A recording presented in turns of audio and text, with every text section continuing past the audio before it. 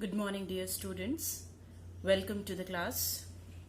Today, I am going to introduce a new chapter, that is chapter number 5, Adaptation. In this chapter, you will be learning about habitats and the different adaptations in the different habitats. Now, let's begin with the chapter.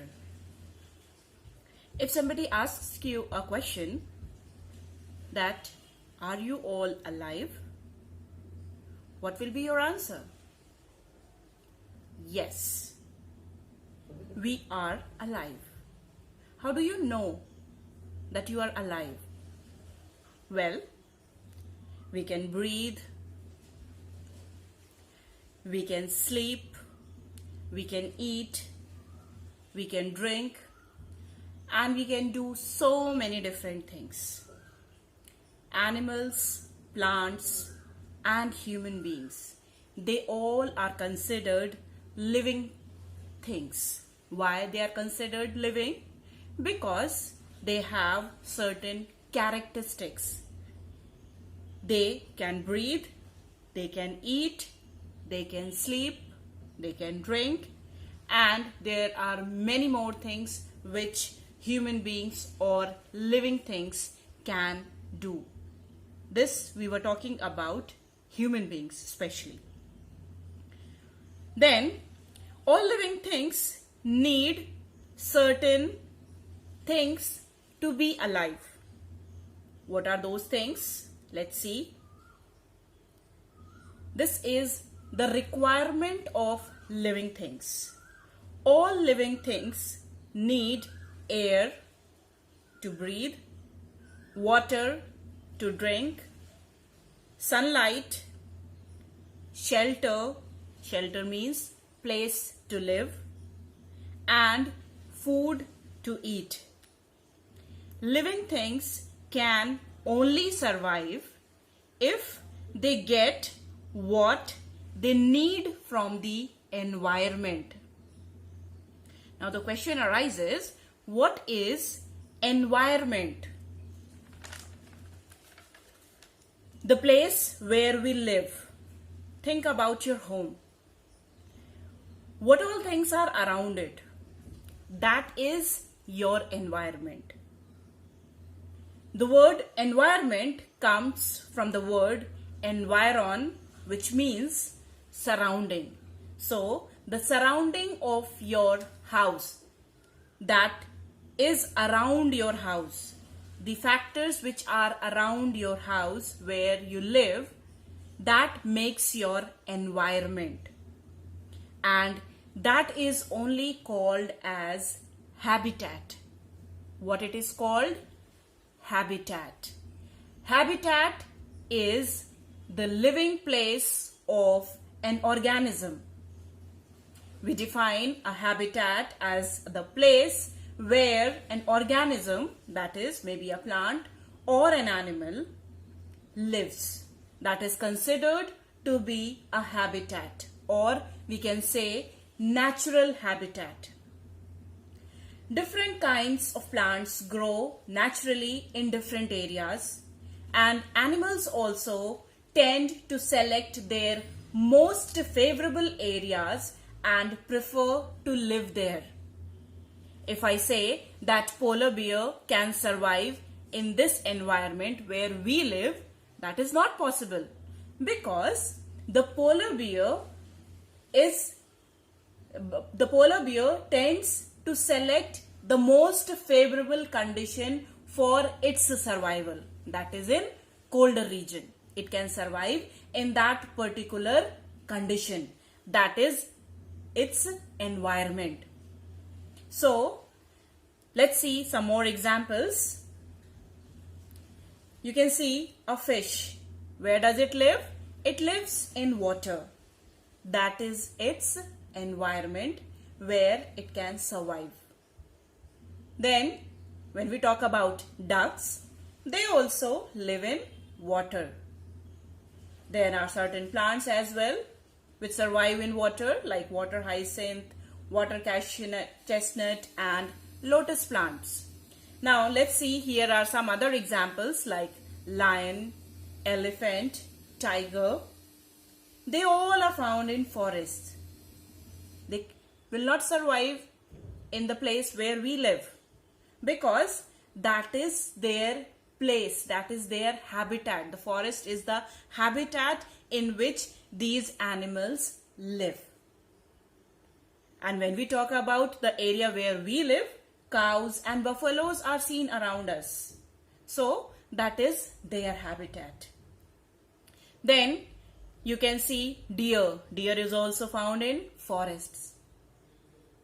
Other examples like sparrows, butterflies, mosquitoes, crows, they all are flying in the air. They all fly in the air. So air is there. So the natural surroundings where an organism lives is called its habitat, or in simple words, if we say, home. Habitat provides the organism with everything it needs to survive, like food, shelter, and proper climatic conditions. Now, the question comes, why organisms need a habitat? So, let me tell you that an organism's natural habitat, it provides it with everything that is required, like food, air, water, mate. Mate means the partner, and also shelter. To animals, it provides safe place to keep their eggs, and young ones also can be protected. So in the house, in the home, the young ones are kept safe. So it is the habitat which provides an animal the place to keep their eggs safe and keep their young ones protected. Then it also is a place to hide from predators. What do you mean by predators? Predators means their enemies. So it also helps the animals to hide from their enemies. Then it helps to escape from the danger by blending with the surroundings. I'll give you one very common example. You must have seen chameleon. It changes its color. Why does it change its color? It changes its color due to the danger which it feels cause any damage to it.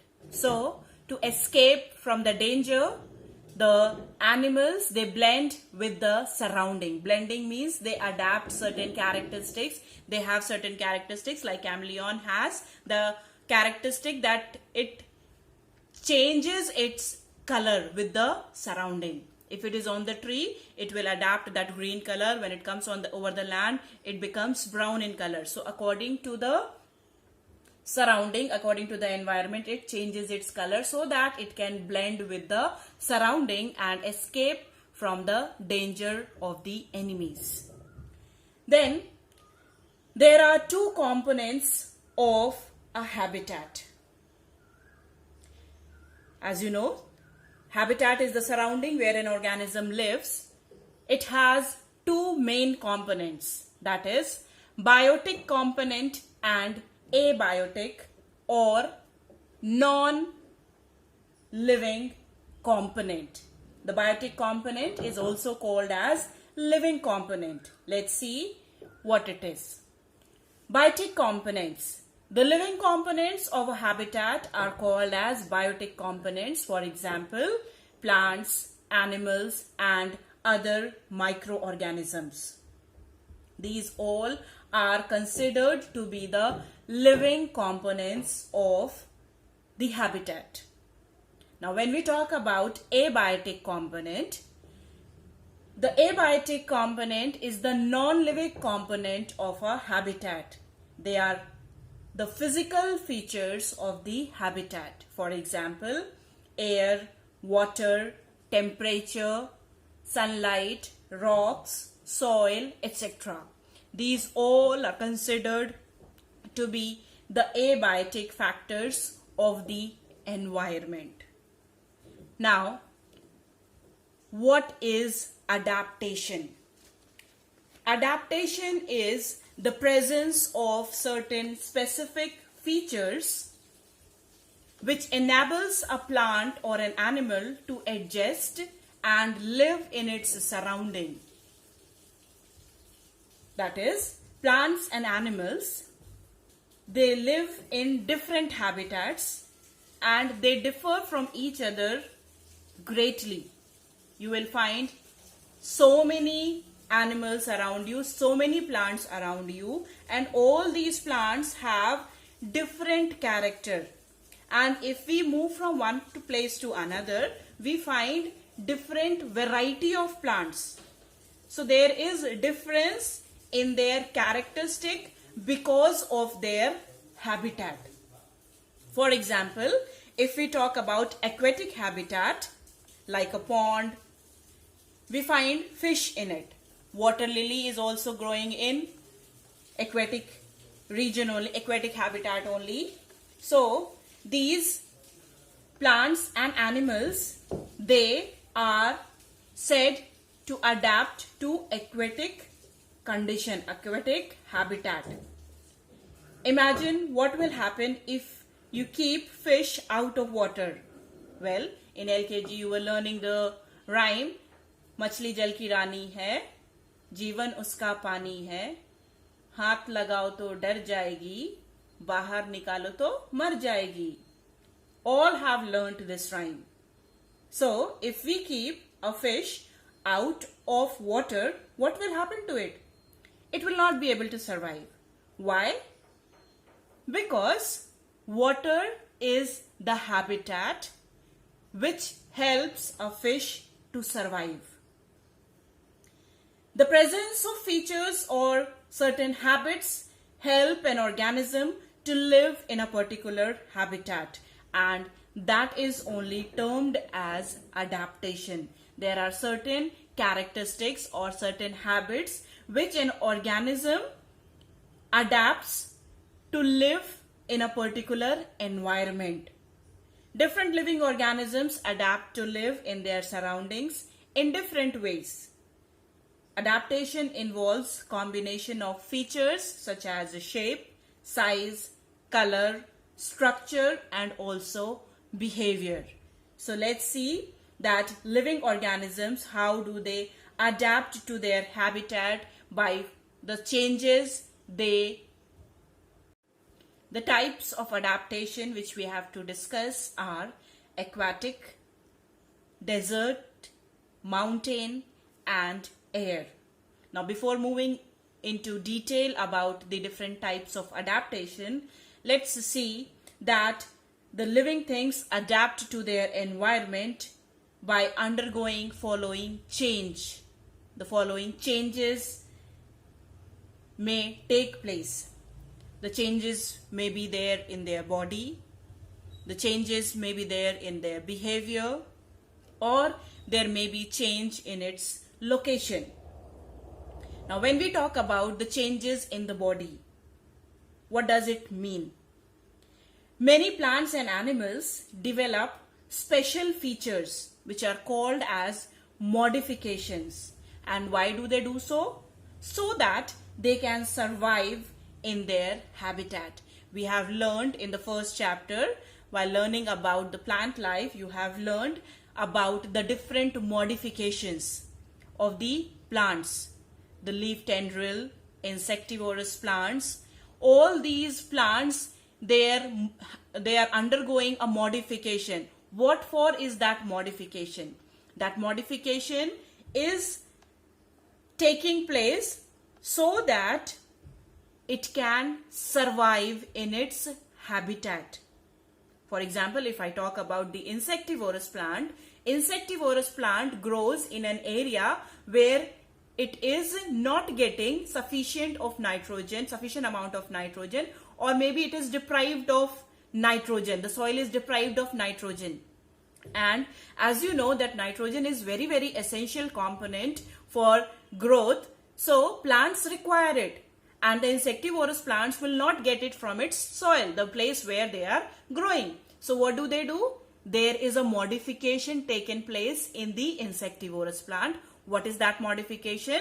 The leaf is changed into a structure which is helping to trap the insects, and that insect is providing nitrogen content to the plant for its growth.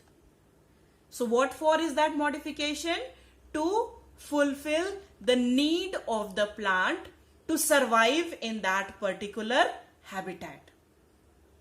So therefore, for different organisms, there may be different changes that may take place in the body so that the organism can survive in its habitat.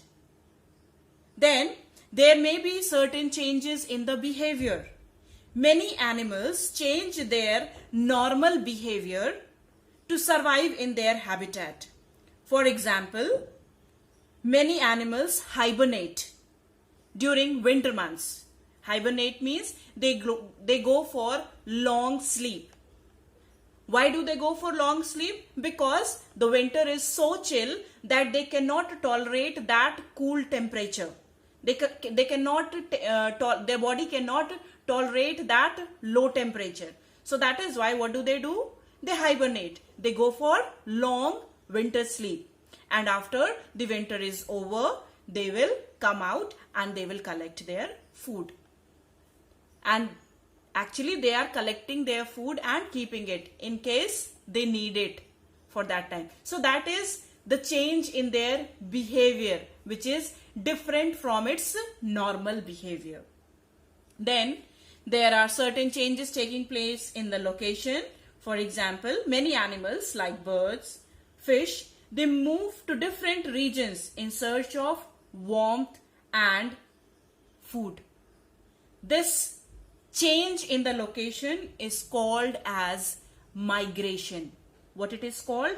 It is called as migration. The fishes or birds, they migrate to different region. What for? In search of warmth and the food, because maybe their demand, their need of the warmth and the food is not fulfilled in their habitat. So what do? They migrate to another place to get the food and warmth.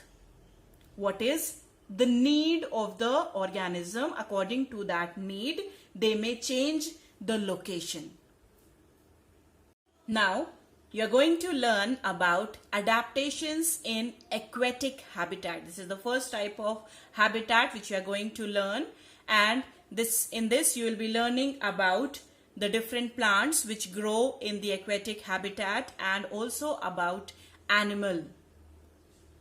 So first of all, let me tell you that aquatic habitats, aquatic means water. The water habitat. The water habitat is of two types. The aquatic habitat is of two types, that is freshwater habitat and saline water habitat. The freshwater habitat includes ponds, lakes and rivers. And when we talk about saline water habitat, it includes seas, oceans.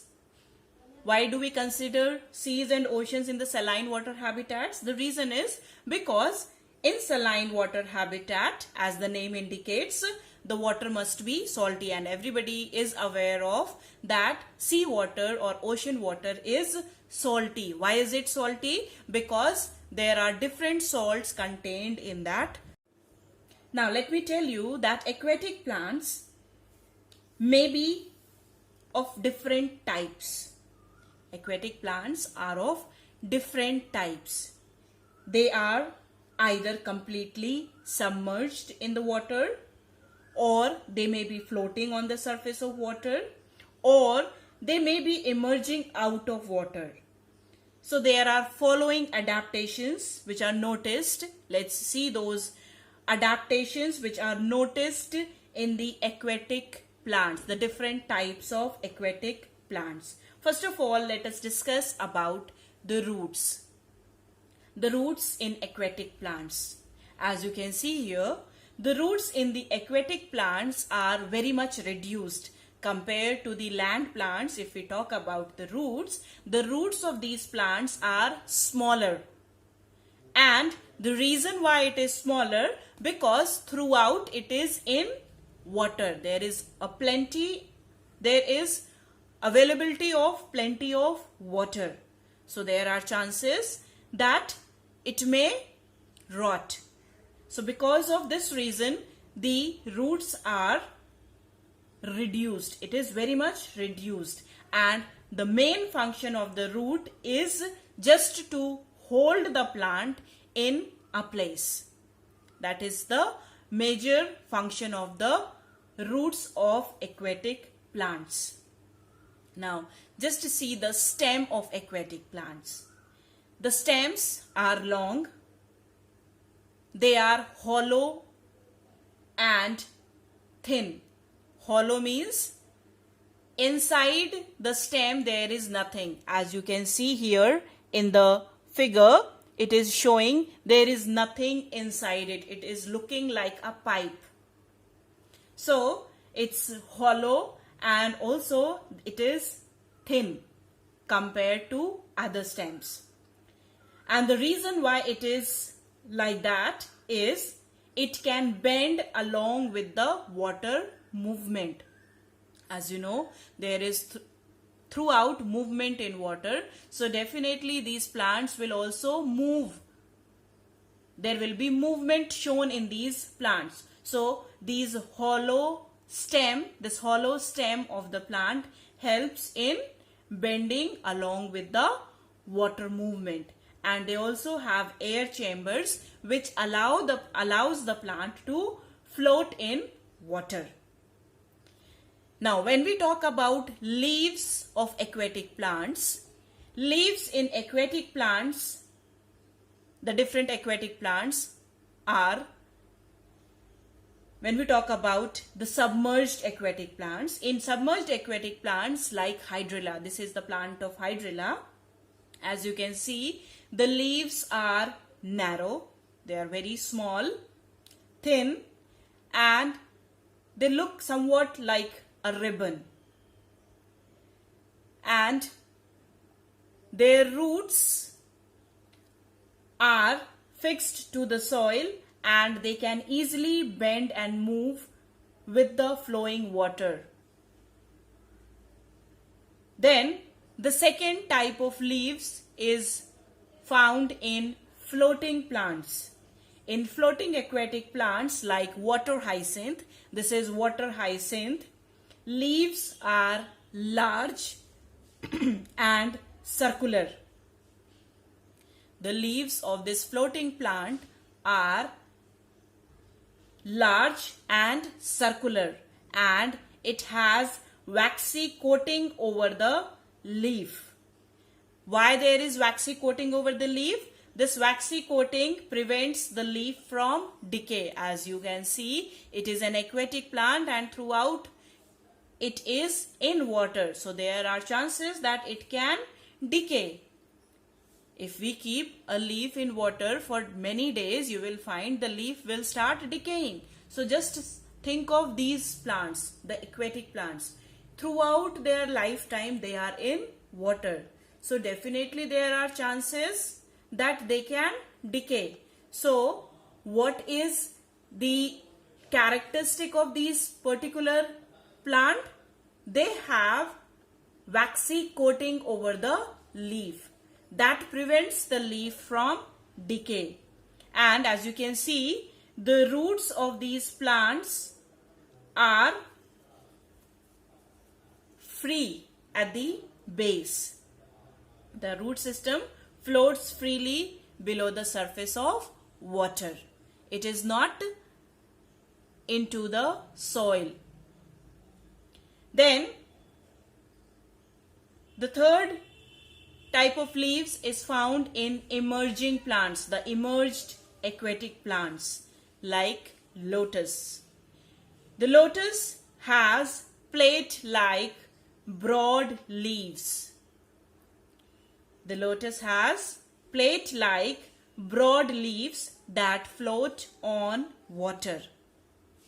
When we talk about its roots, the roots are fixed in the soil, as you can see in the module, and their stems are several inches to several feet long so that they can emerge out of water. This is the under view of water. This is the part of the plant that is shown. This part of the plant is shown is under the water. So this shows how long is its stem, and this long stem helps the plant to emerge out of water. Then let's see about the aquatic animals. Adaptations in a fish are as follows. The fishes have streamlined body shape. Streamlined body shape means their body is boat shaped, or you can say spindle shaped, tapering at both the ends. Means their body is pointed at both the ends. This is the pointed region and this is the pointed region. So their body is pointed, or you can say tapering at both the ends. That is why we say the fishes have streamlined body shape. And throughout the body of the fish, you can see there are scales present. What is the work of these scales? The scales protect the internal organs of a fish.